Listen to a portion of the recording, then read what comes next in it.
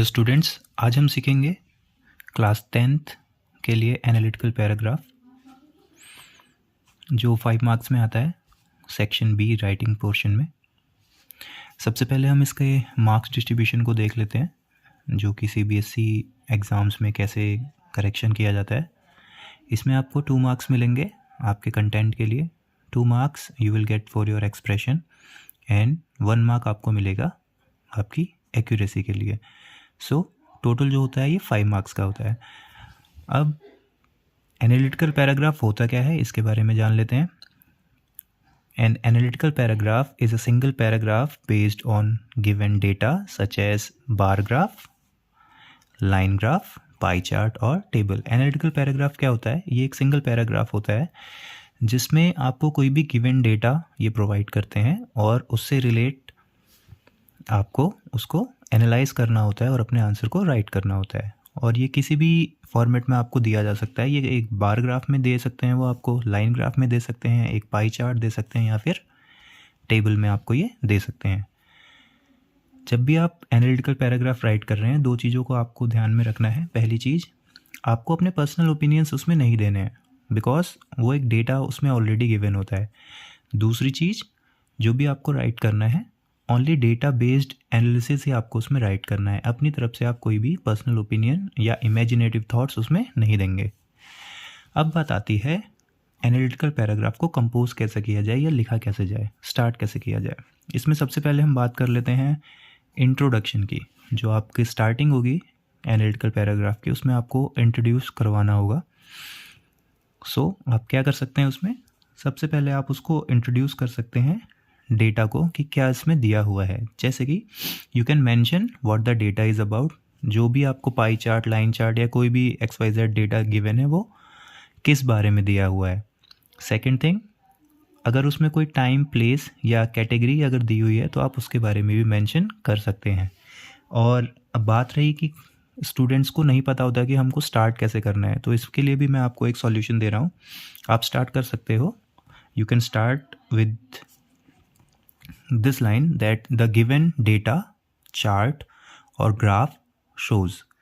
इस वे में आप अपने एनालिटिकल पैराग्राफ को स्टार्ट कर सकते हो कि the given data, chart, graph, shows और उसके बाद जो भी चीज़ें उसमें गिवन हुई हैं उसको आप मेंशन कर सकते हो।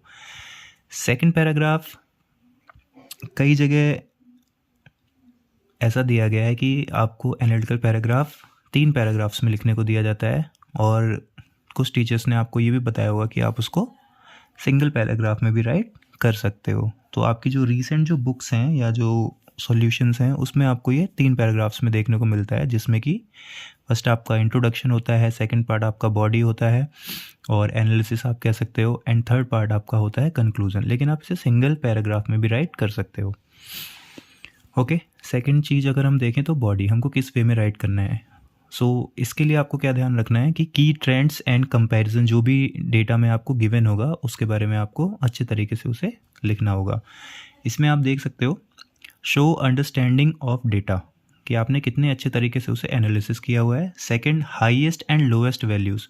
कई बार होता है कि उसमें आपको कोई वैल्यूज़ दी होती हैं। अगर ऐसी कोई चीज़ है तो उसमें आप उसकी हाईएस्ट वैल्यू और लोएस्ट वैल्यूज़ को भी दिखा सकते हो। और इसी वे में आपको दिए होते हैं major increases and decreases. Major जो उसमें इंक्रीजमेंट हो रहा है या डिक्रीजिंग हो रहा है किसी चीज़ में, उसको भी आप उसमें शो कर सकते हो।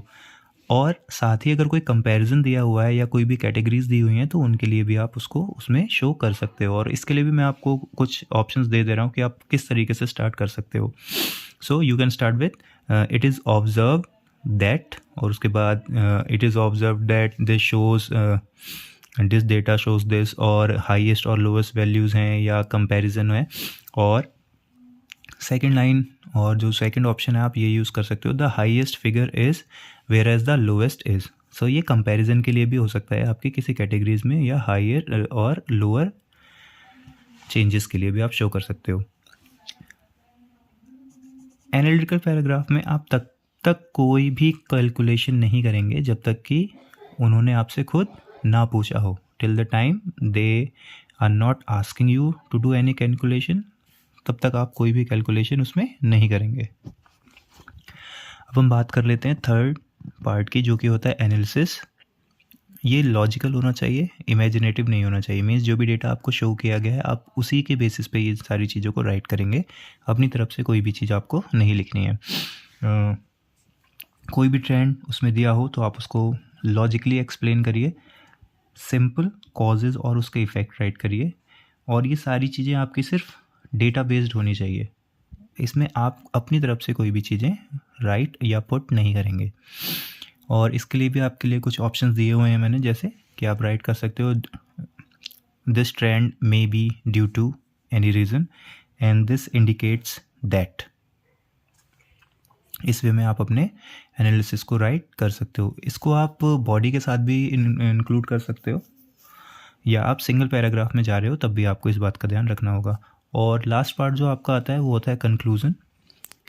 कंक्लूज़न मीन्स ये इसमें जो आपका पर्पस होता है, इसमें हमें ओवरऑल समरी के बारे में राइट करना होता है। जैसे कि हम किसी चैप्टर को रीड करते हैं तो उसकी ओवरऑल समरी जब हम देते हैं या कंक्लूज़न राइट करते हैं, सो इसमें भी आपको पूरा एनालिटिकल पैराग्राफ अच्छे से एनालाइज करने के बाद, उसकी बॉडी राइट करने के बाद आपको उसका एक ओवरऑल समरी प्रोवाइड करनी होती है। और ये कंक्लूज़न ज़्यादा नहीं, 2 to 3 लाइन्स का ही होना चाहिए। इसमें आपको वही चीज़ें हैं कि आप रीस्टेट करेंगे मेन ट्रेंड या जो भी उसमें डेटा गिवन है। आपको इसमें अपनी तरफ से कोई भी न्यू डेटा इन्वॉल्व नहीं करना है या पुट नहीं करना है। आप अपनी तरफ से कंक्लूज़न में कुछ भी ऐड नहीं करेंगे। मीन्स आपको वही चीज़ें राइट करनी है जो आपने एनालिटिकल पैराग्राफ में दी हुई हैं। और कंक्लूज़न राइट करने के लिए भी आपको एक ऑप्शन दे रहा हूँ मैं, कि जो कि आपकी हेल्प करेगा। Overall it can be concluded that, और उसके बाद जो भी आपको डेटा है, जो भी चीज़ें आपकी उसमें दी हुई हैं, उन चीज़ों को आपको राइट करना है।